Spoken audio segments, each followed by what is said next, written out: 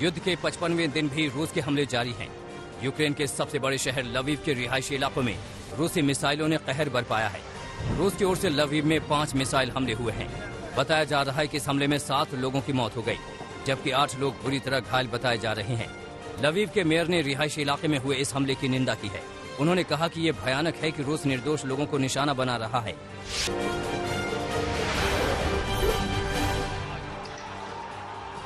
दिल्ली के जहांगीरपुरी इलाके में हुई हिंसा के मामले में पुलिस ने अब तक 24 आरोपियों को गिरफ्तार किया है, जिसमें से 2 आरोपी नाबालिग हैं। इस बीच कोर्ट ने हिंसा के मुख्य आरोपी अंसार और असलम की पुलिस हिरासत 2 दिनों के लिए बढ़ा दी है। दिल्ली के जहांगीरपुरी में हनुमान जयंती के मौके पर हुई हिंसा के मुख्य आरोपी सोनू शेख को पुलिस ने गिरफ्तार कर लिया है। सोनू शेख ने हिंसा के दौरान फायरिंग की थी और फायरिंग करते हुए उसका वीडियो भी वायरल हुआ था। सोनू शेख के भाई सलीम शेख को पुलिस पहले ही गिरफ्तार कर चुकी थी, जिसके बाद पूछताछ के आधार पर सोनू शेख को भी गिरफ्तार कर लिया गया। दिल्ली हिंसा के दौरान फायरिंग करने वाला सोनू शेख और अंसार शेख मूल रूप से पश्चिम बंगाल के हल्दिया के रहने वाले हैं। दोनों 10 से 12 साल पहले दिल्ली आए थे।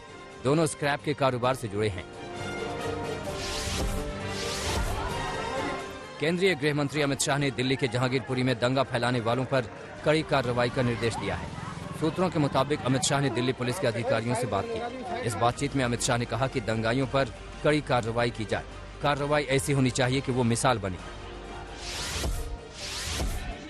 हनुमान जयंती के मौके पर राजधानी दिल्ली के जहांगीरपुरी में हुई हिंसा मामले में पुलिस ने बजरंग दल और विश्व हिंदू परिषद के खिलाफ FIR दर्ज की है।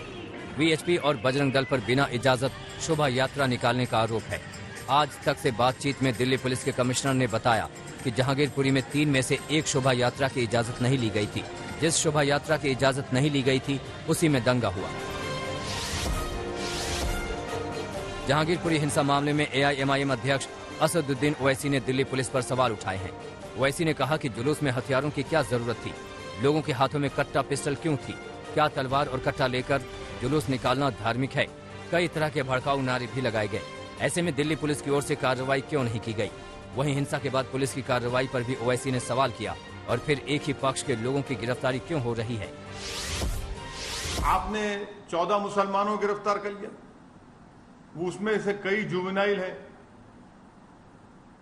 क्या कर रहे हैं भाई आप? 14 के 14 को पकड़ लिया।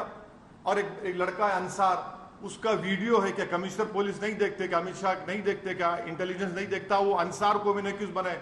वो अंसार तो उस प्रोसेशन में एक लड़का था जिसके हाथ में इतना बड़ा तलवार थी। उसको समझा रहा है कि बेटा ऐसा काम नहीं करना, हम यहां पर मिलकर रहते, भारत हमारा वतन है। अब उसको मैंने क्यों बनाते?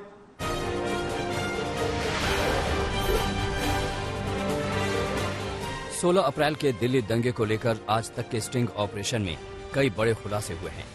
चश्मदीदों ने साजिश का पूरा सच कैमरे पर बयां किया। शोभा यात्रा में शामिल शख्स ने बताया कि जय श्री राम के नारे के बाद मस्जिद से पथराव हुआ। स्टिंग ऑपरेशन में पत्थर के साथ साथ पेट्रोल बम से भी हमले का आरोप लगा। स्टिंग ऑपरेशन में मुस्लिम पक्ष का आरोप भी सामने आया है। मुस्लिम पक्ष का कहना है कि मस्जिद पर भगवा झंडा फहराने के दौरान बवाल बढ़ा। मुस्लिम पक्ष ने शोभा यात्रा में शामिल लोगों पर आरोप लगाए हैं। हिंसा मामले में दिल्ली पुलिस क्राइम ब्रांच का एक्शन जारी है। जानकारी के मुताबिक आज इस केस में कुछ और गिरफ्तारी हो सकती है। साथ ही पकड़े गए आरोपियों से पूछताछ के बाद कई और जगहों पर दबिश दी जा सकती है। हिंसा केस में गिरफ्तार किए गए आरोपियों के परिजनों में नाराजगी देखी गई। पुलिस एक्शन के खिलाफ जहांगीरपुरी थाने के बाहर प्रदर्शन हुआ। इसके अलावा जब मामले में पूछताछ के लिए पुलिस की टीम सोनू के घर पहुंची थी तो वहां भी भारी विरोध का सामना करना पड़ा।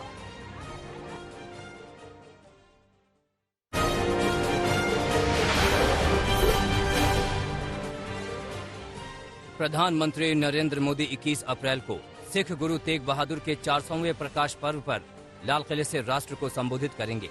इस मौके पर पीएम मोदी एक स्मारक सिक्का और डाक टिकट भी जारी करेंगे। कार्यक्रम का आयोजन संस्कृति मंत्रालय और दिल्ली सिख गुरुद्वारा प्रबंधक कमेटी के सहयोग से किया गया है।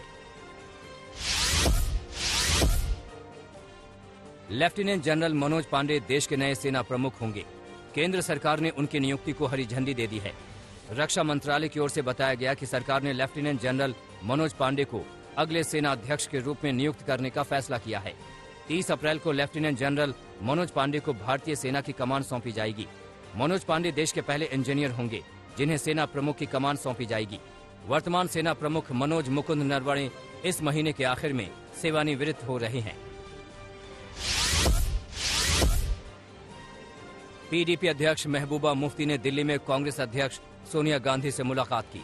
ये मुलाकात उस वक्त हुई जब सोनिया गांधी के घर पर कांग्रेस के बड़े नेताओं की बैठक चल रही थी, जिसमें प्रियंका गांधी, केसी वेणुगोपाल, रणदीप सुरजेवाला, मुकुल वासनिक शामिल थे।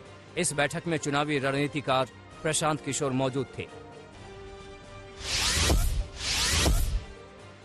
महाराष्ट्र सरकार धार्मिक स्थलों पर लाउडस्पीकर को लेकर दिशा निर्देश जारी करने की तैयारी कर रही है।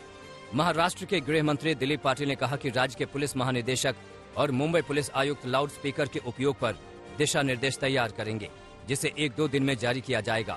मस्जिदों से लाउडस्पीकर हटाने की एमएनएस की मांग के बीच महाराष्ट्र के गृह मंत्री का ये बयान आया है। अजान और हनुमान चालीसा पर महाराष्ट्र नवनिर्माण सेना और सरकार में चल रही तनातनी के बीच नासिक के पुलिस कमिश्नर दीपक पांडे ने लाउडस्पीकरों को लेकर नया आदेश जारी किया है। नए सर्कुलर के मुताबिक जिले में सभी धार्मिक स्थलों को अपने यहाँ लाउडस्पीकर लगाने के लिए अलग से परमिशन लेनी होगी। बिना परमिशन लाउडस्पीकर बजाने वालों पर कार्रवाई की जाएगी।